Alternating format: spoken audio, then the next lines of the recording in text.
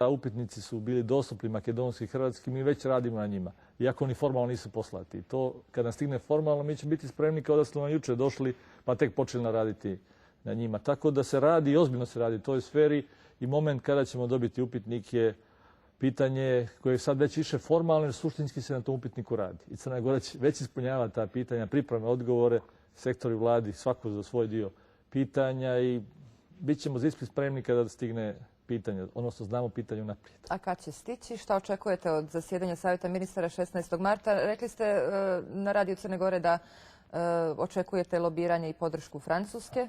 To je rekao francuski ambasador, to je tako i bilo. Znate, ne možete podnijeti aplikaciju ako vas predsjedavajući ne prihvata. Nas je prihvatila jedna od najvećih zemalja Europske unije i dala nam posebnu čast. I rekao sam zato da smo pomalo čedo Francuske. On je to tako lijepo i rekao i uz francusku podršku predsjedavajućeg Europske unije Češku imamo dosta šanse, ali nismo opsjednuti time. Mi smo opsjednuti kako da bolje ispunjavamo upitnik, kako da ispunimo kriterijume i kad god dođe taj datum sljedećeg koraka, mi ćemo i dalje biti lider po brzini kretanja u regionu i onaj koji je prvi za Hrvatskom za ulazak u Europsku uniju, što su sami po sebi ekstremni komplimenti za državu koja formalno postoji kao nezavisna, koja nije imala kapacitete. Svi su bili u Beogradu. Beograd je naslijedio sve kapacitete pregovaranja, tako reći, sa Briselom. Mi smo morali da izradimo kapacitete i da preteknemo sve i da stignemo tu gdje smo. Ko to ne zna da cijeni, onda neće moći da iskoristi pune kapacitete Crne Gore u sljedećim fazama. Opozicija vas kritikuje da upravo vodite računa o toj dinamici, a manje o samom dostizanju reformi. Imate li namjeru da taj evropski put podijelite sa opozicijom? Ipak se mora priznati da su svi, makar deklarativno, za Europu. Pa ja mislim da je Evropska unija odigrala prosvjetiteljsku ulogu u Crnoj Gori, upravo zato što je opoziciju dovela svoje državi. Zato što poslanici često idu u evropske prijestolnice. Bitno je to, jer mnoge stvari u Crnoj Gori su bile stvar podjele, civilizacijske podjele, ne samo podjele na ovo ili onu državnost, nego i civilizacijske podjele. Ljudi iz neznanja su bili protiv i nezavisnosti, i europskih integracija, i ratovali bi sa čitavim svijetom, imali još jedno 5 puta sankcije. Vrlo je to bitno, tako da Europska unija ima u Crnoj Gori dodatni efekat. Vrši prosvećenje opozicije i tako je privodi preko Brisela i dovodi do Cetinja i do Podgorice. Tako da je to važno. Otvorili smo taj prostor kroz Nacionalni savjet za europske integracije, dali predstavnik opozicije da vodi taj savjet i u cjelini pružamo ruku ka Europskoj uniji, jer uvijek ću se vratiti na istu tezu. Treba nam opozicija koja je posvećena državi Crnoj Gori, koja je snažna. Da li ćete, ponovo vas pitam, taj put podijeliti sa opozicijom u nekom konkretnijem smislu? Dakle, u čemu je razlika između Europe koju zagovara Nova srpska demokratija i Europe koju zagovara, SDP, recimo?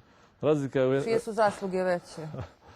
Razlika je što su to počeli prije neki dana, proganjali su nas do prije neki dan zbog toga. Tako da su te bitne razlike, ali treba zaboraviti na njih. Treba im dati priliku da oni doprinesu na konkretan način.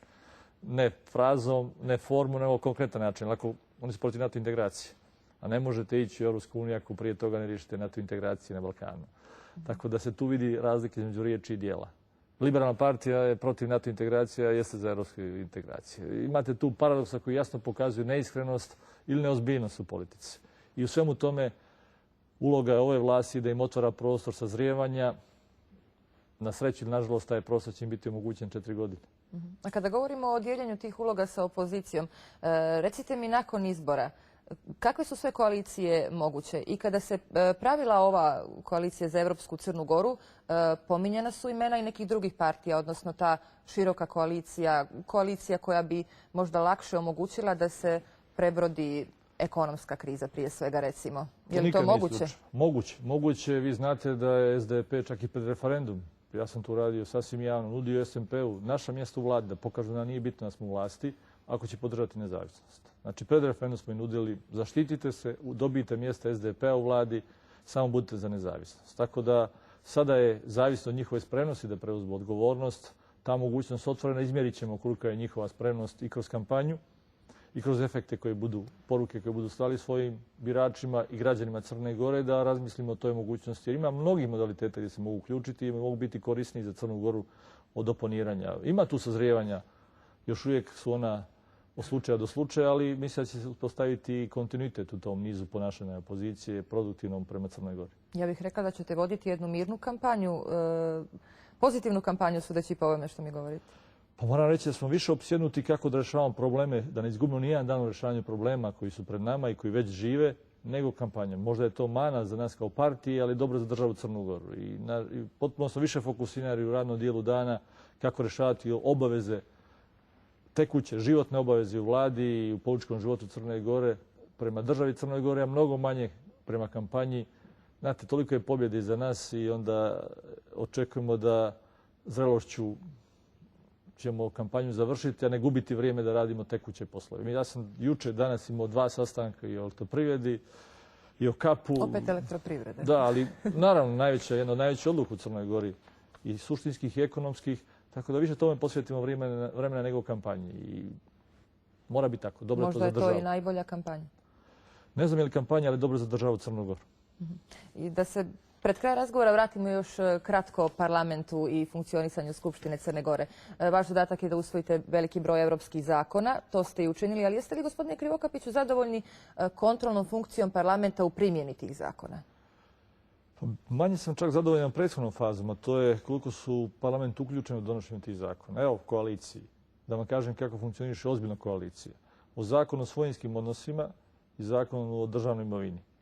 Bivši premijer Šturanović, ja, profesor Rašović, ministar, potpredsjednik vlade, Lukšić smo više od mjesec dana vodili raspravu. Pisali te zakone, Pisali je li to malo neobično da ste se vi bavili pisanjem? Nigdje vrh države se ti ne bavi. Su toliko važni zakoni za malu zemlju, toliko je dobro i važno odmjeriti što uraditi da smo posvećeni tako velikim stvarima, bez obzira na naše funkcije. Ne snag nigdje predsjednika parlamenta piše zakone, da koncipira to niti bivše premijera, niti aktualnog potpredsjednika. To pokazuje koliko ozbiljno pristupamo tim važnim stvarima. To nisam vidio toliko u opoziciji. Ili možda nema ko drugi da piše?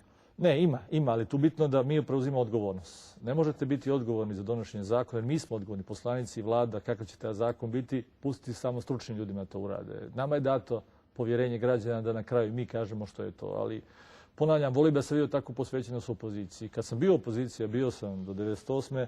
Mislim da se svaki zakon uspijevao da dobro pretresem, da tražim pomoć i da radim. Ne vidim to kod opoziciju u najvećem dijelu. Usudio bi se reći da bi na testu čitanja zakona bilo opozicionara koji nisu nijedan pročitali. Ili i u vlasti je bilo takvi, da ne kažem opozicionara. To se vidi po očima ljudi kad se razmatra zakon i kad se glasa zakon. Potrebno svi zajedno kao odgovorni ljudi 81 u parlamentu radimo na maksimumu u to našoj osnovnoj djelatnosti zakonskoj, a onda iz toga će izaći. Kad poznajete zakon, da ćete moći kontrolisati njegovu primjenu. Jeste li zadovoljni svojim mandatom kao predsjednika parlamenta? Statistički jesam, ali tek sam na dobrom putu. Znate, ovaj parlament je donio zakona iz Europske agende preko 125 zakona. Kada uporedite sa parlamentom Srbije koji je donio 15 europskih zakona ili parlamentom Bosne i Hercegovine koji je donio 7% europskih zakona, mi smo daleko najbolji u regionu. Ali vidim još prostora.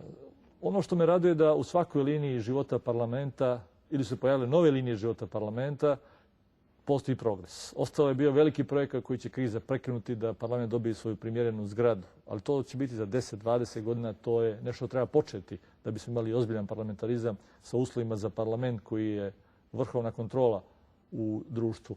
Ali u cjelini mislim da sazrijeva crnogorski parlamentarizam, da postaje kompatibilan sa europskim parlamentarizmom i to primjećuju naši gosti, to uvažavaju.